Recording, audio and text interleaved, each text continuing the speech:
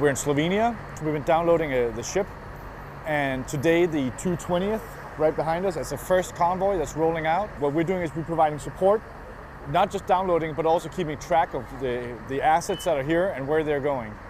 The MCT's primary role is to keep control of the movement. So we know what assets are moving, where they're going, when they're going to get there, and just keep full accountability at all times. So that way, commanders, leadership, everybody knows where their assets are at any given time.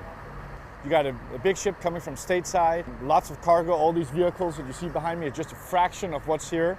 And as you can see, we're going to be rolling out over the next few days. So there's going to be a lot of movement going on. Well, I'm primarily was assured that everything actually got off the ship, that we had accountability of what was on the ship, that all units got the vehicles, which were their vehicles, to go with them.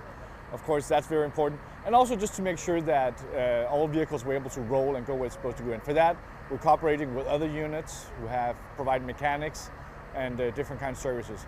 We've been the primary ones here, but as always, working with both, our reserve colleagues, but also just working with Slovenian nationals has really been a great asset to us.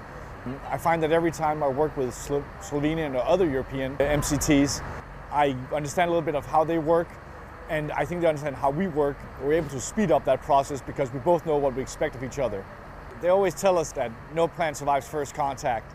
And so even though we can do all the planning we want from home and make diagrams and PowerPoint presentations, it's really boots on ground that makes the difference. It's when you're here, you're doing the job, you realize, the things that you didn't think of. And that's probably the real challenge, being flexible and adjusting fire accordingly to whatever may arise. Well, we're going to keep track of the vehicles throughout, from here and to their final destination. These vehicles are going all sorts of different places. But once they reach their final destination, that's when it sort of is handed over to that unit, and they keep control of it, and they carry their mission at that location. And at the end of their mission, when they're returning back stateside, we do exactly the same thing, but in reverse. And so for us, any chance we get to work with our European counterparts is a huge gift.